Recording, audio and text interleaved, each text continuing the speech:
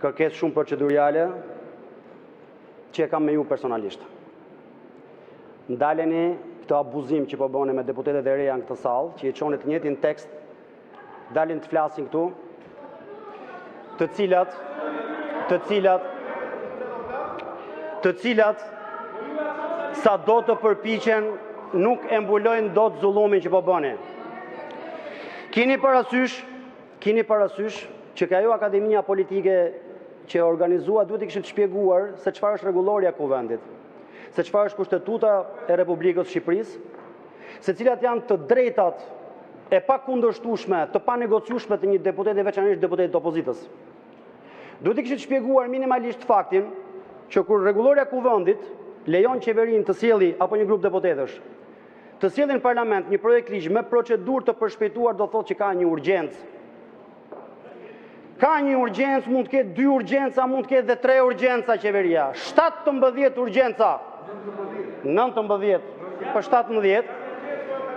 Ato janë të përshpejt, me procedurë të përshpejtuar, Niko, këtë së mbulon dot as ti. Nuk është e vërtetë që ky kuvend ka qenë kështu gjithmonë. Ky kuvend ka pas burra shteti, ka pas dhe në këtë anë. Nga cilat duhet marrësh ti shembull, Niko, ka pasi kryetar kuvendi këtu, që ka dhënë dorëheqjen pa ja kërkuar kërkush, vetëm se një ligj, një procedurë që kaloi këtu në vitin 2002, u quhet antikushtetuese nga gjykata kushtetuese. Emri i tij është Namik Dokli dhe i përket kësaj ane të parlamentit. Do kisha dashur shumë që të kishte qenë kjo përgjegjësimë këtej.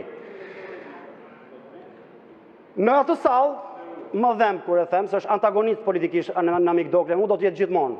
Përgjegjësinë shtetare mbi këtë rregullore dhe mbi këtë kushtetuese ka treguar i burr me dorëheqje. Ata janë shembull që duhet ju frymëzojnë dhe jo SMS-t që ju vinë. Këshill e imja. Kini parasysh dhe një gjë. Absolutisht kjo sallë me të vërtetë që nuk mund të edukojë asnjë prej jush. Nëse prisni të edukoheni në këtë sallë keni marrë fund. Është antiedukative dhe për cilin do që na ndjek. Duke nisur nga një fakt përveç të tjerave. Të gjesh këtu përballë një njerëz të Zotit që flet për Zotin dhe të tulin krah me Edi Ramën, me partinë që ka shkatruar kishat dhe xhamiat, këtu çdo besimtar është në atë momentin e tij të dyshimit. O Zot, a je kundër more që e lën këtë sallë të këtu? Faleminderit. Zoti Strazimiri, folët për rregulloren, në fakt mendoheni tani që ulët, çfarë lidhje kishte fjala juaj me procedurën? Gjithsesi, Zoti Redi Muçi dhe më pas zonja Klodiana Spaju. Zoti Muçi. Ju falenderit, zoti kryetar.